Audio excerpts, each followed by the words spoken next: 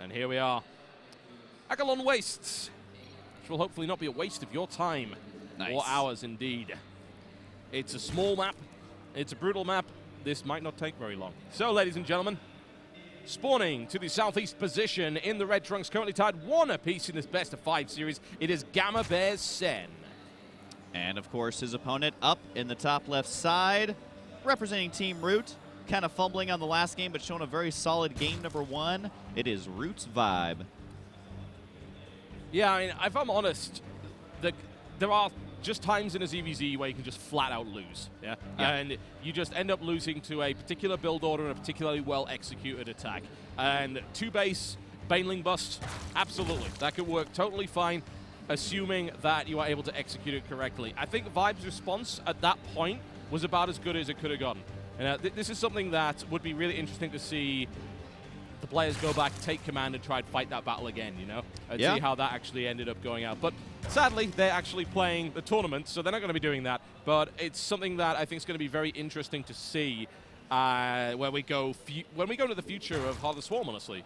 Because that kind of analysis and that kind of speculation and what if, the kind of fantasy idea is really interesting to me. Yeah, and I gotta say, something that's pretty interesting about the Take Command feature is that when we were doing those at like the Blizzard launch event, for example, you know, obviously the build order means a lot when it comes into a game. That's just how it is. But in the games that we were able to go back and replay at certain points, there was drastically different results based on minor decision-making choices that those players made. So, you know, StarCraft isn't all about what's your build order or what's your matchup, as the decision-making plays a huge, huge role. Now, one thing I want to mention about Sen so far, and even about Vibe, is Vibe has seemed to be more comfortable trying to get to the macro phase, trying to get to the tech choice phase, whereas Sen in both those games has done a relatively low tech timing attack. The first one was with the Roaches, the second time was the Zergling Baneling, and once again, looks like a gentleman's agreement, similar build openers. Yeah, absolutely. We got to show you the pianist at work over there with his fantastic APM.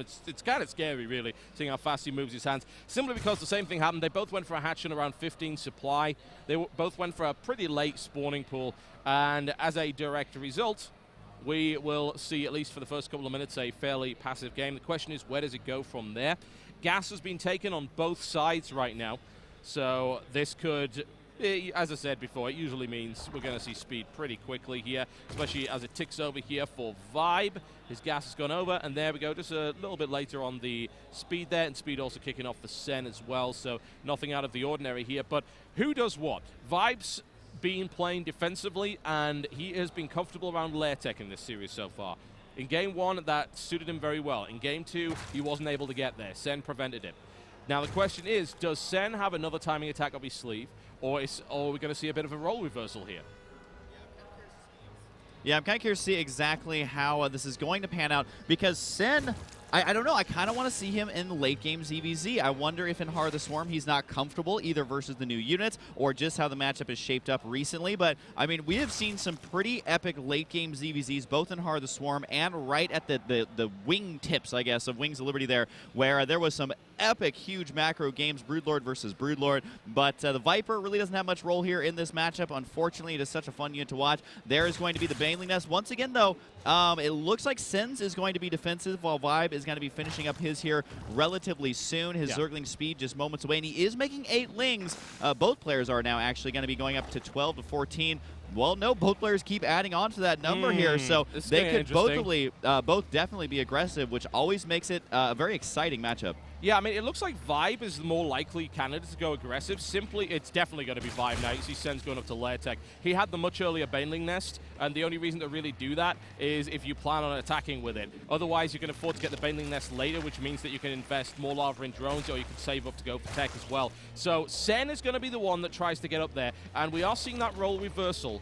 And funnily enough, Sen actually gets aggressive, is going to spot quite a lot of nonsense coming in his direction, and is then going to know he's going to need to defend here. Oh, Sen being a little bit dicey there, but of course manages to pull back, and now he's going to have to defend because Vibe has committed to this attack and has now paused the game. So he's going to commit to the attack slightly later, He's got a bit of a hotkey problem. This has actually been happening a little bit with HOTS so far, actually. Yeah. We've had some hotkey issues, so he will be getting going in 1 second here, no doubt. And I guess it's a good job the attack hadn't started first before he had to pause in order to get that sorted out.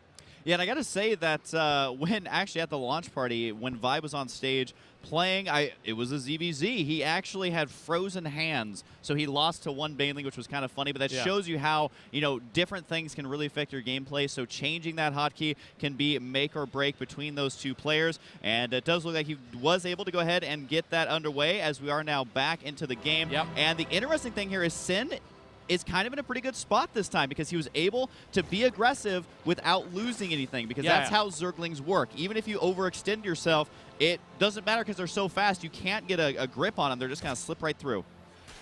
Yeah, absolutely. And interesting decision to send the drone out there. I guess he was just going to go scout, find out where his enemy was. Well, he's knocking on the door right now. Let's see about this Baneling connection. That's what really matters here.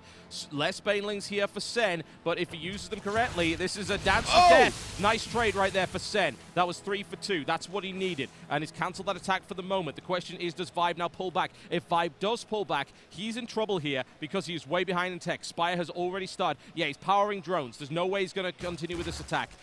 This could be a problem, man. He's going to have to prepare for the exact same Spire attack that he threw out at Sen in Game 1.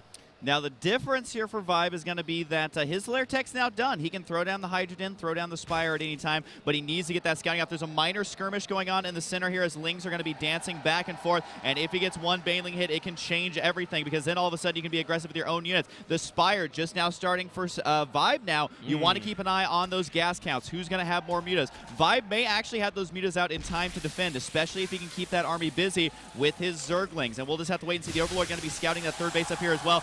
Vibe, unfortunately, not able to get any good hits or prevent those good hits from happening, so he's not going to be able to deny that expansion. Sin's looking pretty good, but it's definitely not a guaranteed win at this point. It's pretty close in terms of the Spire timings. There's about a 30-second gap between the two, so mutas are definitely going to be out faster for Sen. He's looking to produce 7, maybe 8 Mutalisks. Depends if he wants to try and go +1 or not. He's probably just going to power out 8 mutas as soon as this kicks in. But he actually does need the minerals. He's got the gas for it right now, but he'll need the minerals in a second. Sen trying to cancel his third base. That's not going to happen. That'll be shut down quite easily. And interestingly enough, this delay here from Sen, since he's going +1 Flyer Carapace, and he's not actually building any Mutalisks yet.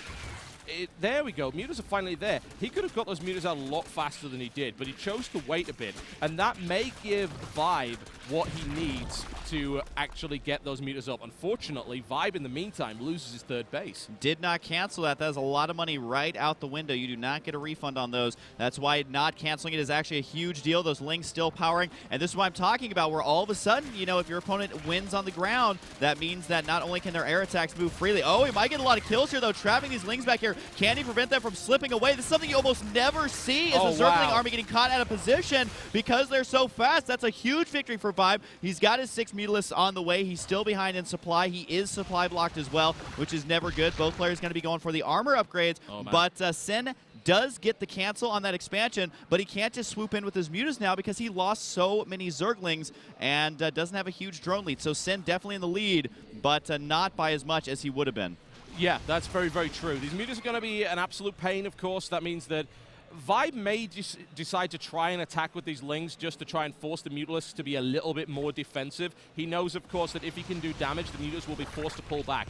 The problem now for Vibe is he's going to be losing Overlords left and right, and when it comes to muta versus muta, it's generally the guy with the most wins. Yeah, it's not 100% that way, but the problem is it's like a knife fight. Yeah, and in fact, Zerg versus Zerg in this kind of level, early and mid game, is a knife fight with Lings and Banelings, and then with mutas. The range is very short, so micro is very, very difficult at that kind of range.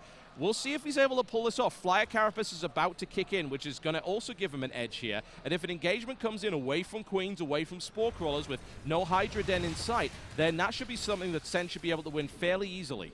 This is going to be so tough for Vibe right now. I mean, look at the huge supply lead. That third base now kicking in. I want to mention that the drones are just now arriving for Vibe at that third base, while Sin has had them mining gas this entire time. A huge circling run by right there. Oh, Vibe's man, trying to Queen's decide, going down. am I going to go for the attack right now on the defense? He actually does manage to scare that away for now, but I don't think he has enough units back here to defend it. He can't defend everything at once. He's going to lose this base unless he decides to swoop back, but then that means he's going to be losing his main base. All the drones going down to the main base for Vibe. He is just falling apart now. Sin has been slapping around the entire time. There's the GG. As we were mentioning before, man, as this